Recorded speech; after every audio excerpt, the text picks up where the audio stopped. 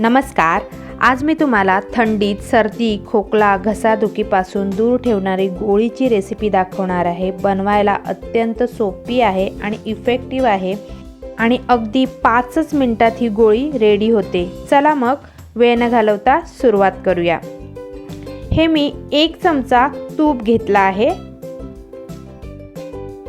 आता हे वितळलं की यामध्ये मी 1 कप गूळ बारीक चिरून घेतला आहे। आता आपण वितळवून घेऊया हा गूळ। गूळ काळा बघून घ्यायचा, सेंद्रिय गूळ। आता हा वितळला आहे। याच्यामध्ये मी 1 चमचा सुंठ पावडर घातली आहे, 1 चमचा जिरा पावडर, 1 चमचा काळी मिरी पावडर, 1 चमचा सेंधव मीठ, 1 चमचा लिंबाचा रस घातला आहे। आता हे चांगलं मिक्स करून घ्यायचं। फक्त मिक्स करायचं आहे आपल्याला।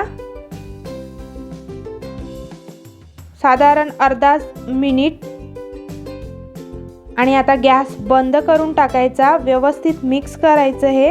आता हे आपण थंड करायला ठेवून देऊया। एकदम थंड आपल्याला नाही करायचं आहे, साधारण कोमट असेल तेव्हा आपल्याला ह्याच्या गोळ्या बनवायच्या। हे बघा असं घट्ट झालं, गोळ्या त्याच्या बनल्या पाहिजेत, एवढं घट्ट होऊ द्यायचं।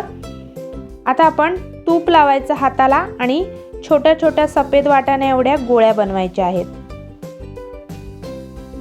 हे बघा पूर्णपणे थंड झालं तर त्या गोळ्या वळल्या नाही जाणार, म्हणून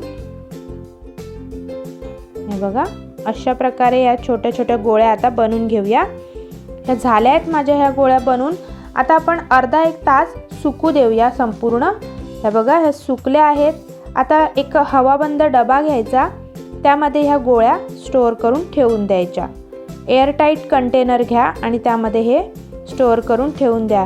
खूप इफेक्टिव्ह आहेत, सर्दी खोकल्यापासून ह्या गोळ्या दूर ठेवतात। पचन चांगलं होतं या गोळ्या खाल्ल्यामुळे। तर तुम्ही नक्की करून बघा। अगदी अतिशय सोपी रेसिपी आहे आणि तुम्ही ही जेवल्यावर तुम्ही खाऊ शकता किंवा मुखवास म्हणून खाऊ शकता। दिवसातून 2-3 गोळ्या खाल्ल्या तरी भरपूर। तर नक्की करून बघा। व्हिडिओ आवडला असेल आणि हेल्पफुल वाटला असेल तर लाईक करा, शेअर करा आणि सबस्क्राईब केलं नसेल तर सबस्क्राईब करा। नवीन व्हिडिओ येईपर्यंत हेल्दी खा, हेल्दी राहा। Bye, thank you.